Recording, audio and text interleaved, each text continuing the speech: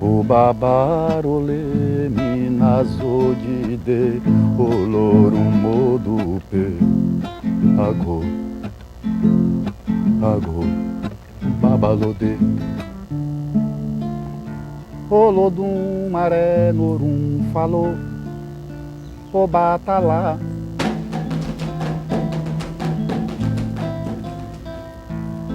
desce vai criar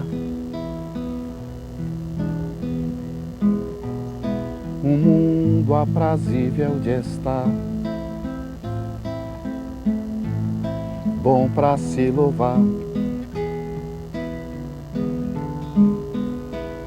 que tenha fogo, água e ar. Algumas descobertas no campo da ciência têm reforçado a nossa tese de que não existe força maior do que a força da natureza. E não existe compromisso maior do que lidar com essas forças. A folha, a terra, a água, não são apenas substâncias. São fórmulas, são coisas, são energias que podem, evidentemente, salvar o mundo e muitas vezes salvar uma pessoa. Quero mais uma grande comunhão de amor com meu povo, Banto, Jeje, Quetu e Nagô, os caboclos, preto velhos e herês, e deixa girar, girar, com inquis, voduns e orixás agô. Eu sou de Oiá com Oxalá e Iazantu, mas só desce ela. Agô, agô, agô, abre os caminhos, Exu. Agô, agô, agô. Invisível e encantado. Assim é o mundo das divindades e forças espirituais africanas. Todo africano, ou quem dele descende sua crença, vê neste mundo paralelo as leis que regem a vida no planeta Terra.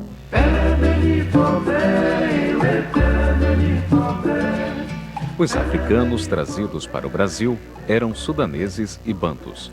Os povos bantu compreendiam os Angola, Benquila e Congo, enquanto os Yorubá, Jeje, Mina e Fante eram sudaneses. Os povos Ajaevé ocupavam a região do antigo reino do Daomé, que compreende hoje parte do Togo, a República do Benin e o sudoeste da Nigéria. Esses povos de línguas e costumes variados tinham e têm em comum uma forma de religião, o culto ao Vodum. É o povo Fon, chamado na Bahia de Jeje.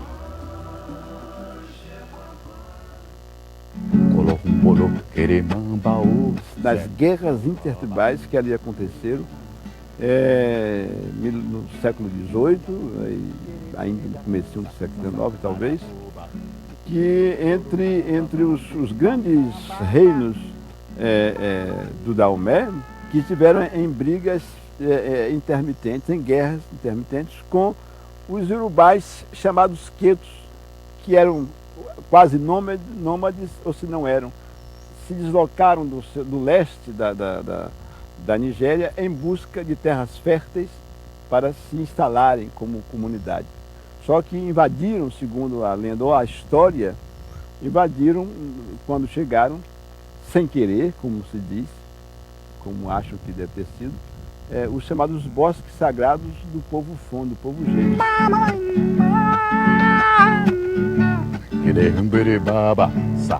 Como o povo Yorubá era um povo forte, porque aí, inclusive, ele tinha uma história também de guerra e uma população maior, muitas vezes os Fons perderam as batalhas, e nas perdas bélicas, ali se construía as porções de escravos que eram mandados para o Novo Mundo. A escravidão permanecerá por muito tempo uma característica nacional do Brasil.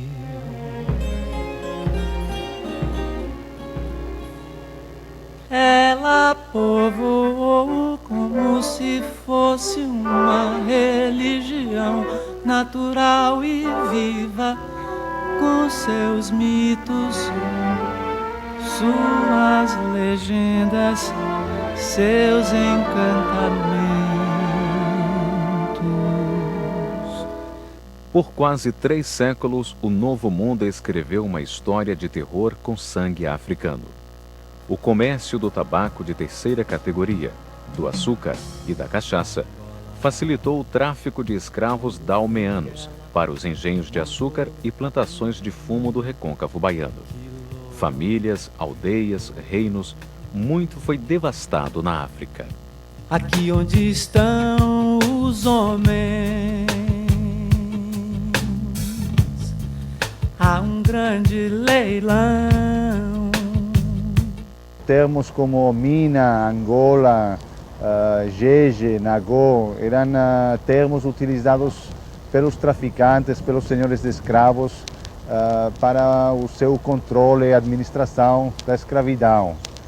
E depois, aos poucos, essas categorias impostas pelos traficantes foram assumidas pelos próprios escravos e passaram estes a utilizar essas categorias como signos de identidade coletiva.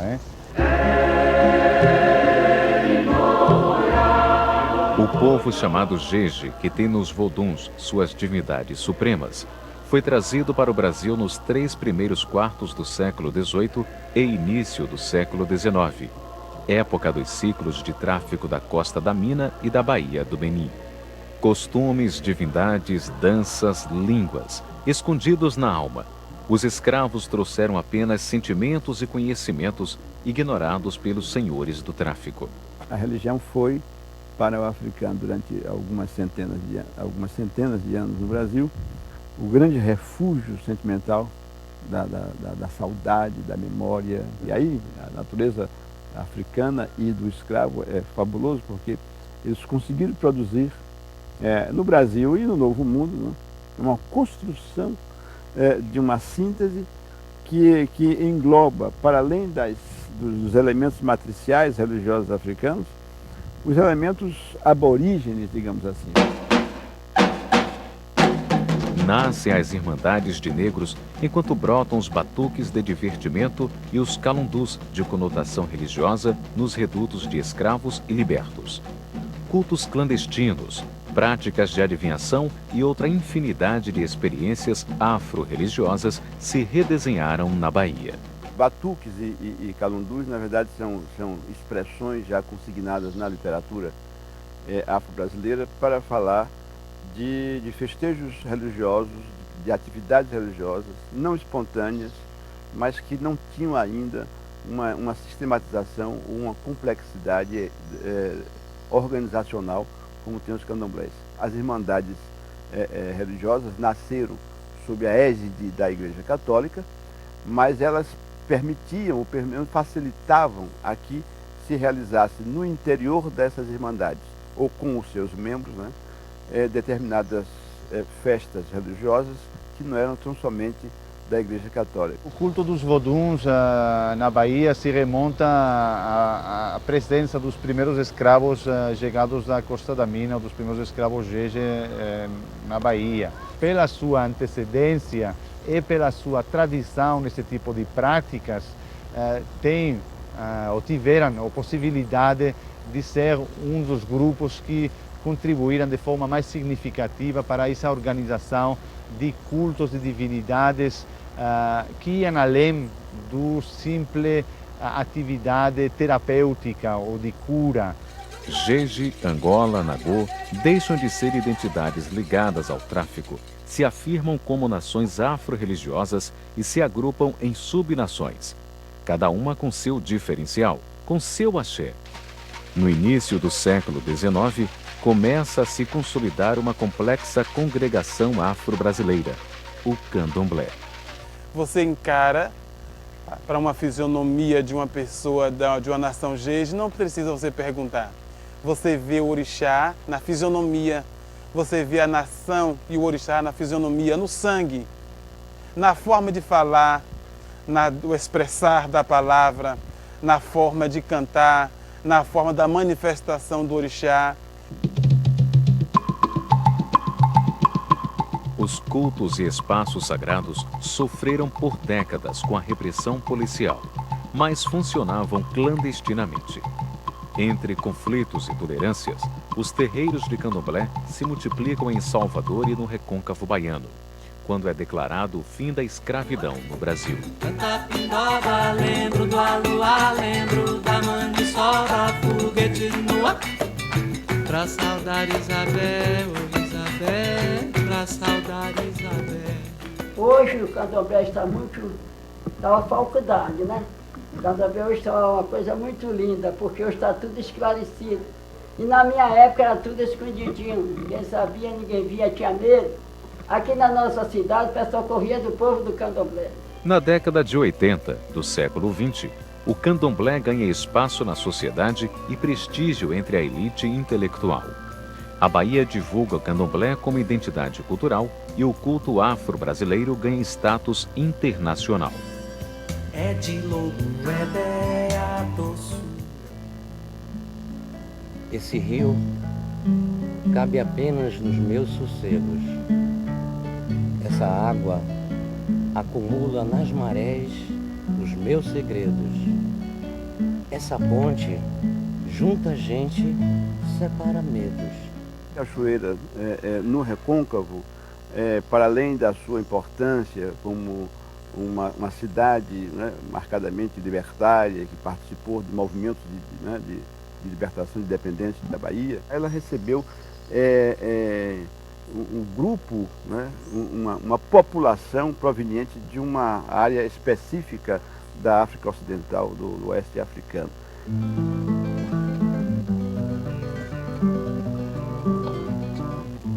Ruas inteiras de Cachoeira eram habitadas por africanos e seus descendentes.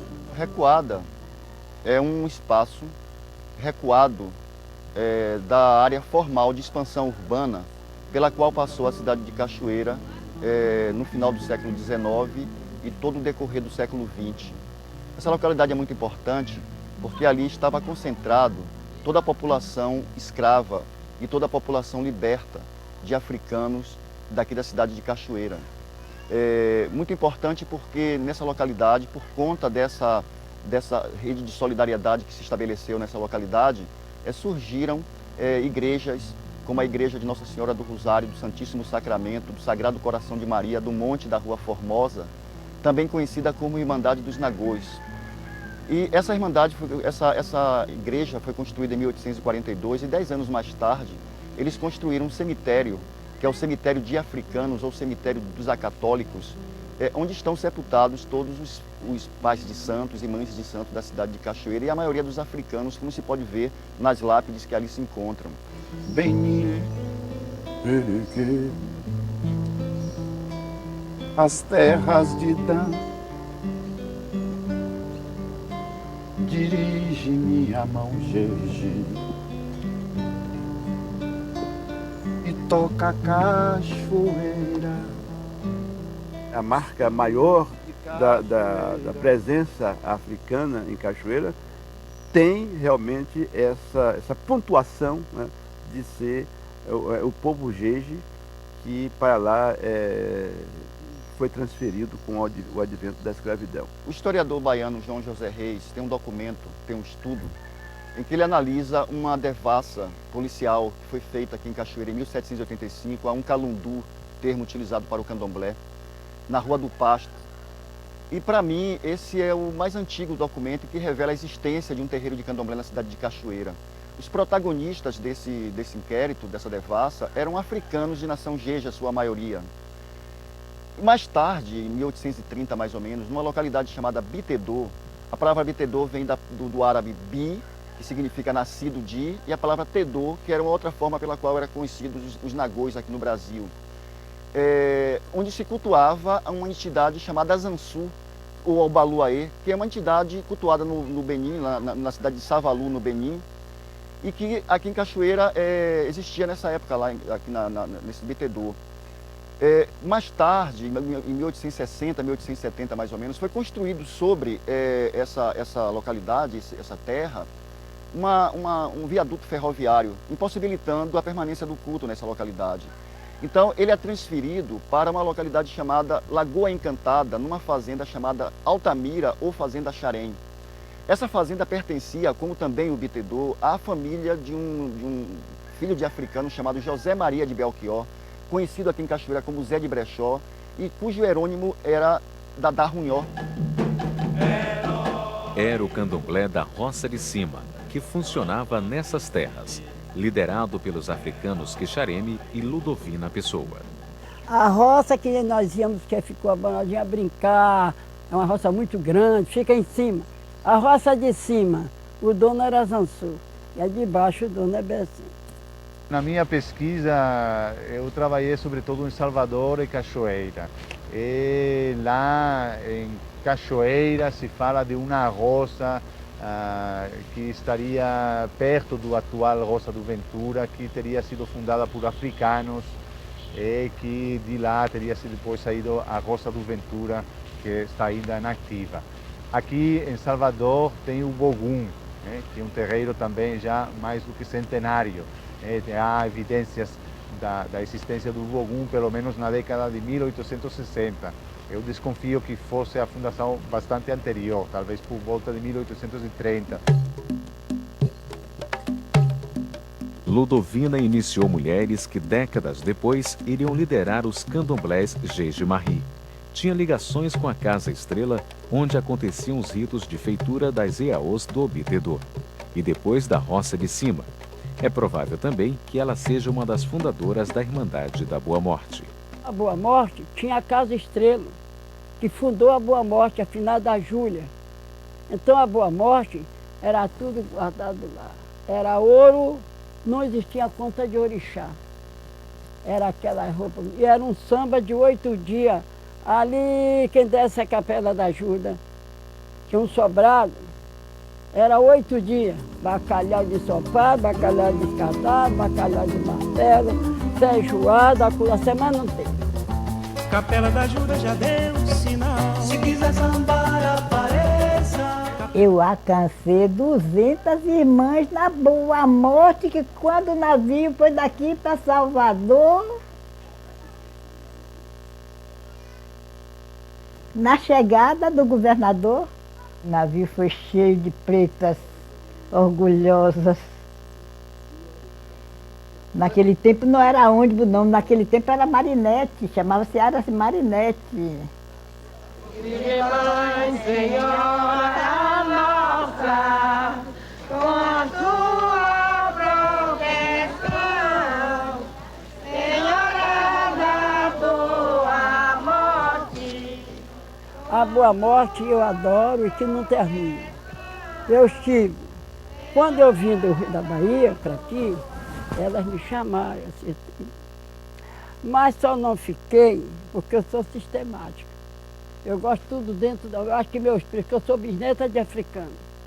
Uma pessoa muito delicada e um orixá autêntico para nós todos. Nhançã, olha. Nhançã olha. É Luísa. A Roça de Cima era vizinha da fazenda de Seu Ventura, que se casou com Maria Agorense, filha de santo de Ludovina Pessoa. Elas plantaram na fazenda os fundamentos de um novo terreiro, o Sejá Ondê, da nação Jeje-Marie. Seu Ventura era da Roça de Cima. Quando fez o juntamento do casamento dele com a Agorense Missime, que é a nossa avó, nossa rumbona, aí construiu a Roça de Cima, uma em cima e aí de baixo. Maria Angorense é um nome especial, porque, na verdade, o nome já está dizendo, né? Aí que vem o culto de Angorô, o culto do arco-íris, o culto daqui vem do quê? Vem do Jeje e vai habitar as outras casas. O Jeje ficou em Salvador, de uma certa forma resumido ao Bogum, né? E foi para a Cachoeira também, de certa forma, resumido por esse ciclo de pessoas que vai culminar com Luiz. Então Luiz é uma culminância de uma série de lutas e resistência ali.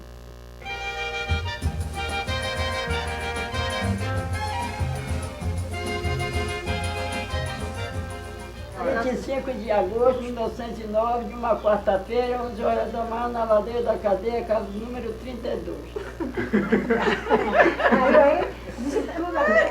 O vapor apitando para sair, eu saindo também. Gaiacu Luiza nasceu aqui na cidade de Cachoeira, mas a sua infância foi toda na Roça do Ventura. Eu nasci dentro da seita, mas não sabendo nada. Meu pai chamava-se Miguel Rodrigues da Rocha, foi confirmado em 1914. Eu tinha 5 anos de idade. No passar dos tempos, meu pai tinha sogro. Ele era o pejigão da roça de Sejão dele. E fez casas, onde fez uma grande para a família. E nós fomos criadas nesta roça.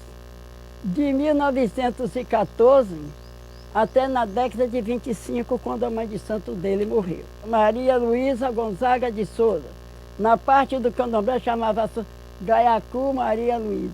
Mas muita gente chamava ela Maria Augurice, porque o santo é Bessem, é a cobra.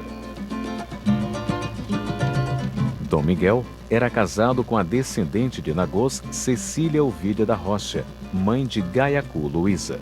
Ela era de Iemanjá. Foi feita acima de Feira de Santa Ana, um local que chama Pampalona, aos 14 anos de idade. Ela morreu com 102 anos, no dia 14 de agosto, aqui na rua, na Pitanga. Do alto dos seus quase 95 anos e com uma lucidez impressionante, ela recorda a adolescência em Cachoeira. Aquele cinema, sua velha com 16 anos, viu o filme O Homem Preto da Arma Branca, aquela novela desse menino que foi criado com a macaca, Tarzan Poderoso, eram coisas bonitas, hoje não tem mais.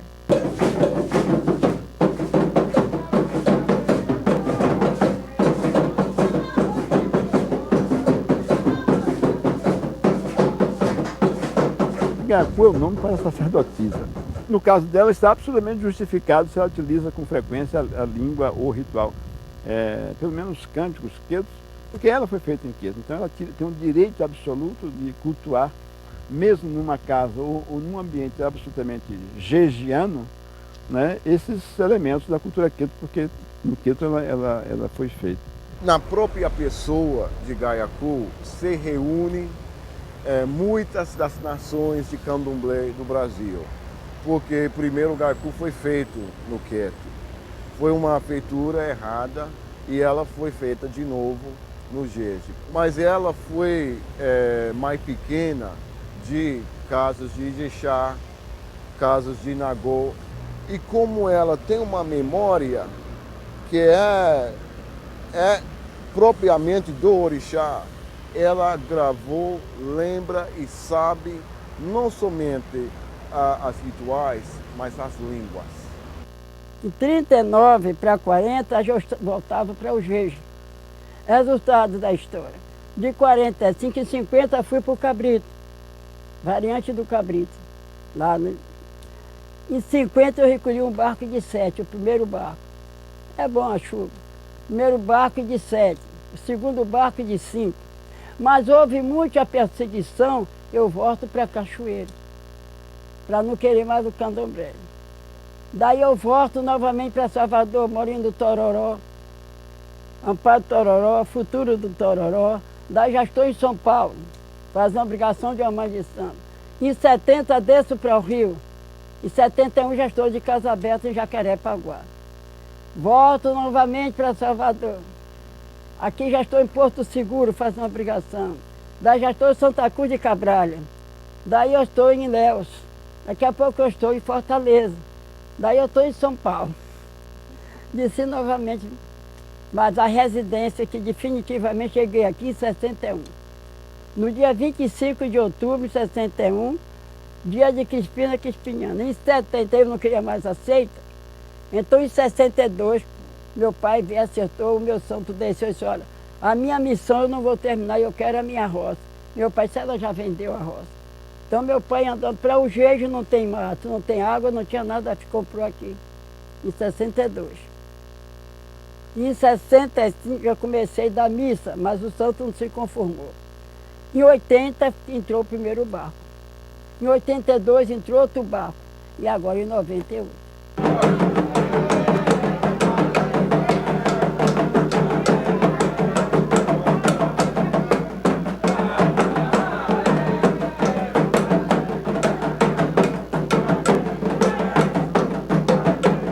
Qual é o segredo do Jeje? É a relação rigorosamente familiar. É uma coisa que é do núcleo da família, que pode aceitar você, mas se você se considerar membro da família. Qual é a característica do Jeje? Pouca gente. Não é a questão de tenho 500 filhos de santo. Não é isso que interessa. Interessa a quantidade controlável e aquele que se vincula à família. Daí essa característica de Luísa, que vem da experiência dessas pessoas todas aqui. Ó. Agora imagine o quanto ela não acumulou, conversando com essas pessoas. Tenho filhos adotivos, como o William, o Marcos, a Maria Helena, o Roberto Dom Nelson, muitos babalorixás, a Mauri, que dizia Jeje, hoje está tudo com o nome de Gaiacu, que é filho. São meus filhos adotivos. Eu era seminarista, católico, eu fazia parte dos frades capuchinos nos Estados Unidos. E eu veio para o Brasil em 74, então eu fui convidado por um rapaz que morava no bairro de Real Parque, em Morumbi, em São Paulo, para conhecer o candomblé. Fui para conhecer e nessa cerimônia o santo me pegou. Eu não sabia o que era isso, fiquei muito confuso, mas eu passei quase a noite toda possuído de Iemanjá. Até 84, eu não tinha mais condições de aguentar os problemas físicos e uma filha de Oxalá me leva a um Mãe de Santo e ela me inicia o que nós chamamos de santeria. Me disse, meu filho, sua vida, sua salvação não está mais nas nossas mãos. Você tem que procurar uma filha de Oiá. E essa filha de Oiá mora no Brasil. Eles tinham me dado 4 bujos e me falaram que quando você encontrar uma filha de Oiá, que você sente que talvez seja a pessoa, você joga esses bujos. E esses bujos tem que alafiar 4 vezes em seguida. Então eu passei quase 2 meses aqui na Bahia procurando aquela pessoa. Até um dia, na Praça da Sé, no terreiro, eu encontro um senhor, um baiano, o nome dele é Antônio Moraes. Ele me pegou, me levou para a cachoeira, me levou para a casa de Gaiacu Luísa. Mas nós não falamos nada para ela sobre por que eu estava, foi só uma apresentação. Aí voltamos aqui para Salvador e eu fiz aquele processo que eu falei com os bujos. Aí alafiaram 4 vezes. O que é que a baiana tem? Tem dorso de seda, tem. Tem? Tem brinco de ouro, tem. Ah! Corrente de ouro, tem. Que bom! Tem pano da costa, tem. Tem? Tem bata rendada, tem. E que mais? Pulseiras de ouro, tem. Tem? Tem saia engomada, tem. Tem? Sandália Eu me lembro bem do quadro que ela se apresenta, né? O famoso quadro que Dorival se inspirou, que é uma construção que Caim descreve na música dele, né? Aquela descrição é específica daquele tipo de procedimento de Luísa, que ele se admirou, né? E o dia 28 de março de 38, eu fui ao casamento do meu irmão Aurino Rodrigues da Rocha. No descer da escada, eles me apreciaram, mas eu não vi. Quando eu voltei segunda-feira, o Dorival Caymmi, com mais outras personagens, inclusive a Carmen Miranda, pediu para tirar a minha foto. Eu disse que não, que tinha muitas baianas e que eu não queria. Aí ele começou com um livrozinho, a caneta, a perguntar as cores da saia, a cor do pano da costa, o lenço, o ouro, sandália. Passado os dias, na porta do elevador Lacerda, na porta do mercado Modelo, R$2.000 retrato da Baiana. R$2.000 retrato da Baiana. Passados os dias eu sentada novamente no ponto, aí os moços lá do fórum me abraçando, soltando beijinho. O que a baiana tem? O que a baiana tem? Sandália enfeitada tem saia rosa tem, rosário de ouro tem graça como ninguém, como ela se requebra. Quando você se requebrar, caia por cima de mim, caia por cima, essa coisa toda. Dorival caiu. Em 38, no dia 28 de março de 38, eu tinha 28 anos. Sou bamba baga de oroba, Decoruxé, revioso. Ele e eu, sou bamba bagui. Oxalá, babami, babaepê, babaribô, babacicá, babassussu bereguede, oxolufã em biare. Preciso dizer logo de antemão, não se cultua pessoas, se cultua o quê? Voduns, inquis e orixás. Mas é preciso não esquecer dos caboclos. Então se cultua energias e a natureza não briga entre elas. Interno é o dialeto. Conversar com a mãe de santo. Saber o que está falando o corpo interno e externo. Se está com sono, se está com fome, se está doente. Agora é a escola da dança. Aquelas mímicas que o santo faz dizendo o que é. Cada nação de candomblé tem as suas famílias de santo. Os voduns cultuados no candomblé Jeje baiano pertencem a 3 famílias principais. O Panteão da Serpente Dan, liderado pelo vodum Bessem. Me chama a atenção o Jeje, a sua maneira de cultuar Dan, que é a cobra, que em outros ritos, em outras linguagens religiosas ganha um sentido extremamente maléfico e negativo, enquanto no Jeje ganha um sentido extremamente positivo e explicador, vamos chamar assim, do nosso existir no mundo. Tem o veneno, mas tem a cura. É dali que faz os 2 discursos. Onde se encontra o veneno, se encontra também a cura. E aí o Jeje reafirma, é preciso conhecer para poder lidar. Ou seja, lidar com estes elementos da natureza não é coisa de curioso, é coisa de quem sabe o que é a natureza. O Panteão do Trovão, Refioso ou Caviono, que tem à frente o vodum Sobô. Silemi, alelemi neuá, Sobô, silemi. É um ale, eropossivó, amarainguíssimo ale. Alelemi neuá, Sobô, é um ale. É o dono da nação. Porque na nação o rei do candomblé é Sobô. No Queto chama Xangô, no Angola chama Zazi. E o Panteão da Terra de Sapatá, com o vodum da varíola azunçu à frente. Quem comanda a casa é a Zansu, que no Queto chama Molu, no Angola chama Cavunja, entendeu? Mas a palavra aqui é a Zansu, no Angola chama Molu. Só que o dono próprio é Olissá, aqui chama Olissá, no Queto chama Oxalá.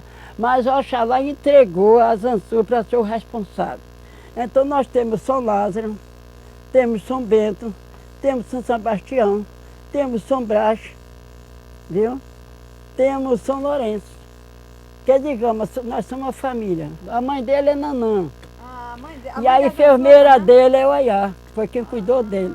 Que ninguém queria, ela que cuidou dele. Cada casa tem, eu chamo de cabeça de vodum, e a partir daí tem toda a sua família. Preste atenção a isso. Então Luísa tem lá, vamos chamar assim, eu chamo de cabeça de vodum para não usar a palavra. E tem o seu repertório de divindades ali. A outra casa tem aquele e tem seu repertório de divindade. O procedimento básico é semelhante. Agora, a feitura do procedimento ritualístico diferenciado. O que eu acho de extrema riqueza, já que o Jeje não procurou pasteurização. É com a iniciação ou feitura de santo que se transmite o axé dos antepassados africanos de geração em geração. No Jeje Marri, quem recebe santo é chamado de vodunce. Ogãs e Equedes seguem uma hierarquia e dividem os afazeres do terreiro.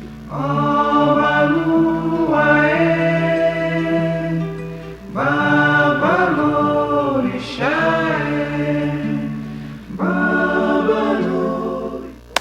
parrei, minha mãe. Minha menção, Senhora. Eu, Oxum e Iemanjá, que abençoe a todos. Tanto no Brasil quanto no Benin, as divindades têm no assento a sua moradia, a força do seu poder. É uma espécie de portal de comunicação entre os dois mundos. Nos assentos são feitas as oferendas para os voduns e orixás. A expressão de oferendas, que tem uma dimensão de especificidade tão incrível que às vezes a posição geográfica que você coloca uma oferenda, os componentes daquela oferenda, que eu chamo da beleza daquela oferenda, vai determinar determinadas ações. Então, é muito importante que o leigo pense que tudo é igual. É muito importante que o leigo não entenda aquela oferenda que você faz na rua. É muito importante que o leigo pense que aquilo é para o mal. E ele pensou o mal, mas aquelas oferendas, muitas vezes, na maioria das vezes, são feitas até para salvar a própria vida dele.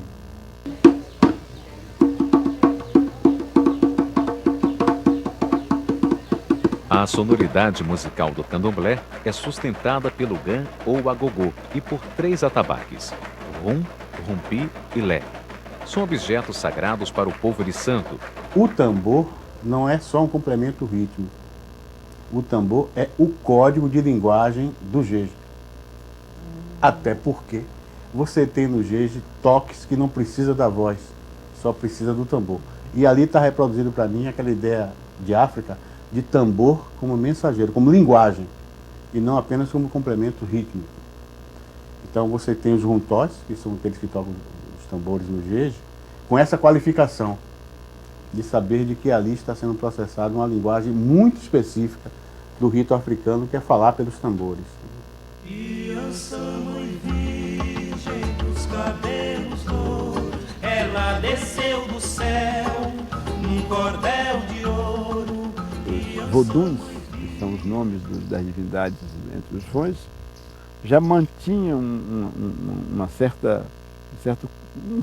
contato permanente com os orixás iorubás da Nigéria. Então você tem, digamos, divindades que pululam, né, entre essas etnias e que você pode até estabelecer uma origem, mas na verdade são quase origens comuns, porque são orixás ou divindades cultuadas no mesmo perímetro, numa mesma região, por exemplo, nas fronteiras, nas regiões fronteiriças, entre o antigo Daomé e a Nigéria.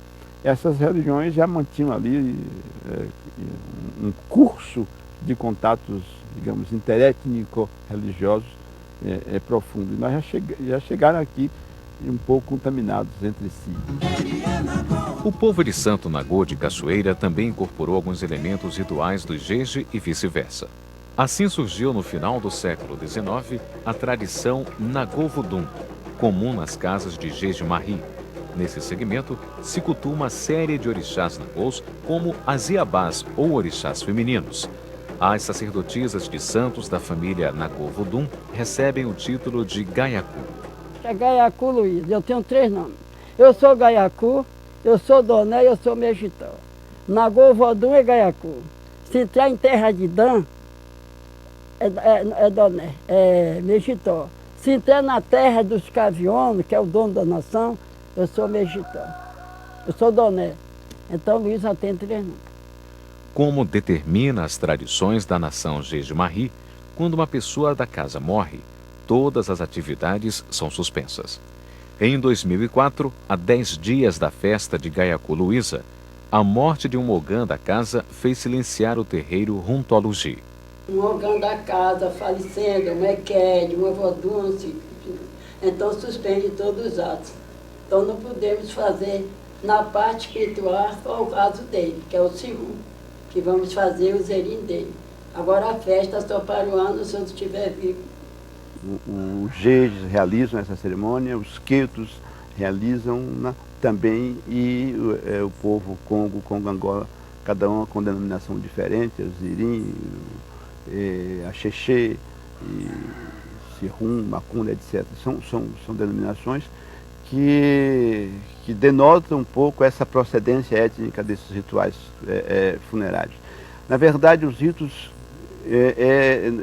são nada mais do que uma espécie de preparação do morto para a sua continuidade no segundo plano da vida. Canto um canto de adoração, canto um canto de meditação, canto um canto de libertação. Os candomblés Jeje-Marri de Cachoeira celebram todas as divindades no mesmo ciclo anual de festa, durante 2 finais de semana de janeiro. A festa aqui era ótima, como no Cabrito era mais bonita. Nós começava às 4 da manhã, começava os andró 9 da noite às 4 da manhã.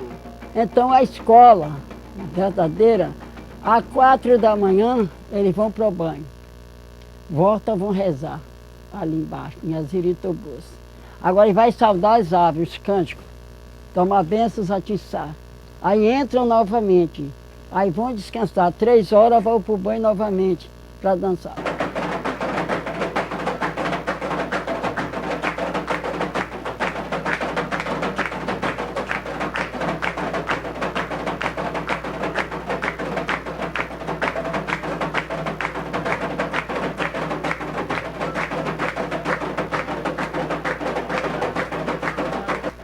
O Zandró é a obrigação Jeje que abre a cerimônia pública. O ritual é um convite aos voduns, que é concluído com a parte Nagô Vodum.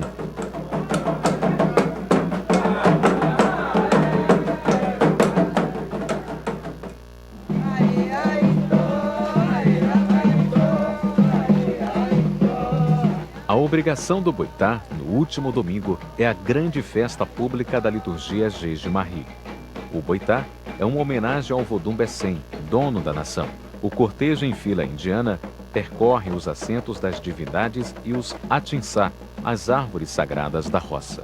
É uma procissão, uma satisfação, entrega dos atos da festa, uma entrega a dos voduns para as aves sagradas, abençoando as aves pelo respeito da festa. Não tem a missa?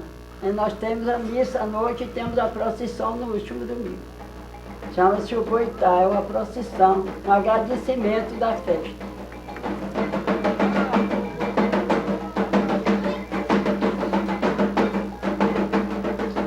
E tem a última festa aqui no templo, que é a festa de Aziritoboço, aquela senhora que fica lá no fundo d'água. É Iemanjá.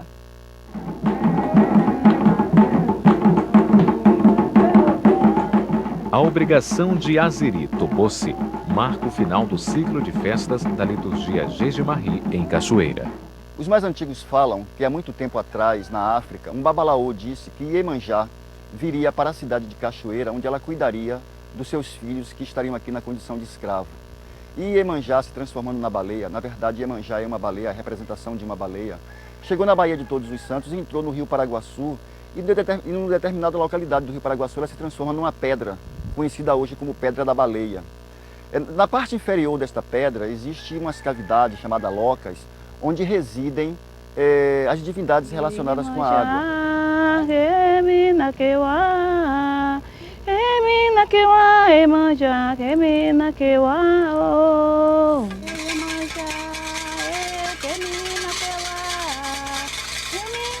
E desde quando existe candomblé na cidade de Cachoeira, que o povo de Santo faz oferenda a essas divindades aqui.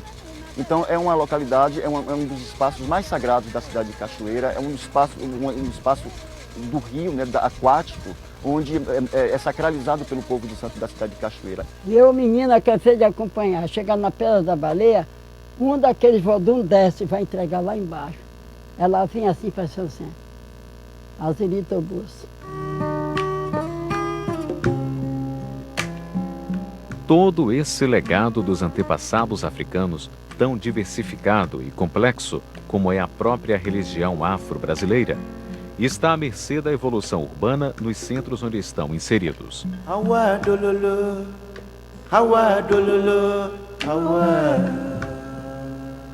Hoje, se torna urgente e imprescindível buscar mecanismos de preservação desses espaços sagrados para o povo de Santo. Quando você chega lá em Luísa, você vê a escolha privilegiada do local.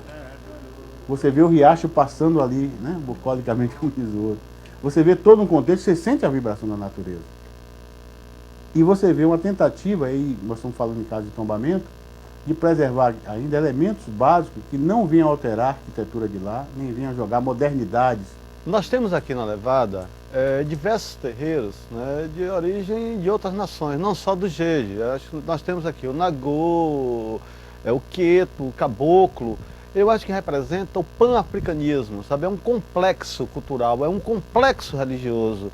Então nada mais justo, sabe, do que se tombar essa região, essa área da Levada, porque aqui está presente, arrodeada ou inserida diversas árvores sagradas, diversas plantas sagradas e um riacho que leva o nome do local, que dá o topônimo do local, que é a Levada, sabe, que é um riacho também sagrado, tendo como elemento condutor essa figura que é santificada, que é a Luísa Gaiacu, que é a Jeje Marim pura, que representa a pureza desse candomblé africano, esse candomblé Jeje. Eles mantêm viva a natureza ao seu redor, não é? Eu acho fundamental, aliás, aquela máxima que foi dita, né, de que preservar para continuar crendo é justamente uma frase que sintetiza todo esse movimento religioso. Cachoeira é uma cidade muito particular nisso, exatamente porque lá existem as grandes casas dos candomblés Jejes e que devem ser também preservados. No caso de Gaiacu, que é uma matriz referencial importante, esse tombamento, ou essa preservação, ela deve vir o mais depressa possível. Então, é um templo de referência maior desse universo Jeje no Brasil.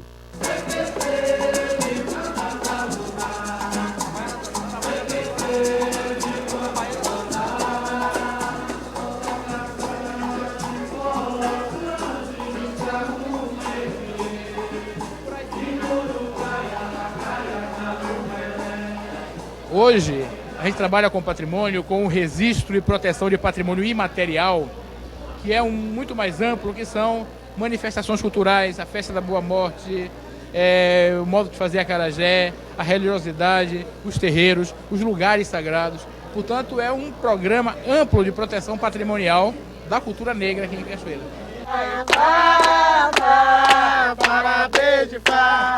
Aí tá quando o beijo me chou, é de beijo ouro. Aí tá quando o beijo me chou, beijo ouro, a fé Mariazinha. Luísa Franquelina da Rocha, Gaiacu, Doné, Megidó ou simplesmente Luísa de Oiá. Oiá Balé, ela mora dentro do cemitério. A qualidade da minha. E tudo que pedi ela é no cemitério e na encruzilhada, que ela domina 21 Exus. Mesmo que eu tivesse condições financeiras, pela qualidade da santa, eu não posso ter chão encerado. Tudo é mato, tudo é chão, porque o chão é que nasce. É do chão que a gente tem tudo.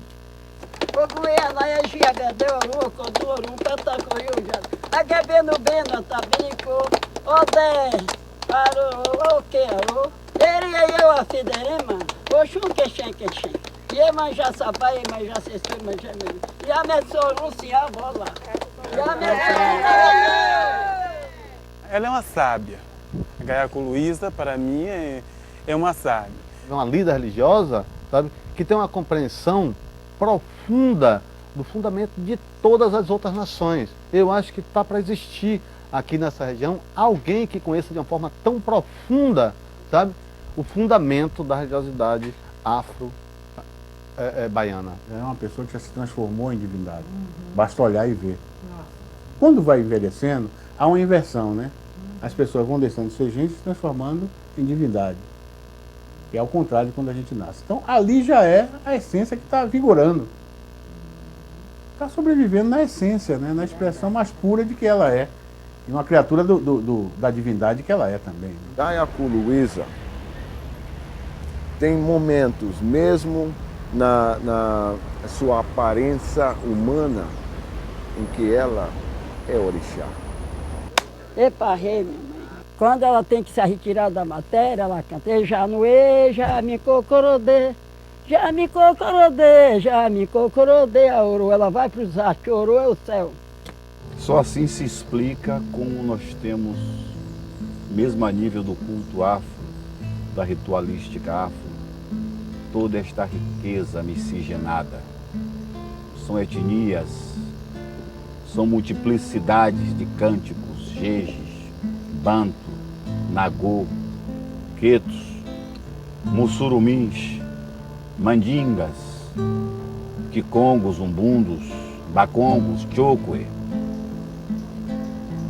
os ganguelas, enfim. Se fôssemos falar de todas as influências africanas aqui neste momento, seria preciso uma eternidade para registrar tudo isso. Mas eu considero mesmo essa música como um machado e uma luva. Oia tete, oia tete, oiabá, oia tete, oia tete, oiabá, oia tete, oiabá, oia tete, oiabá, oia tete, oia tete, oiabá, oia tete, oia tete, oiabá, oia tete, oia tete, oiabá, oia tete, oia tete, oiabá, oia tete,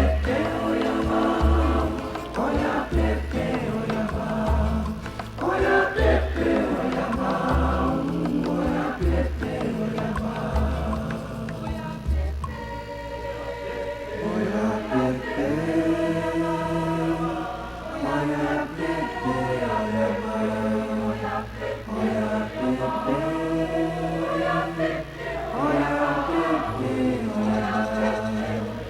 oia tete, oiabá, oia tete, oiabá, oia tete,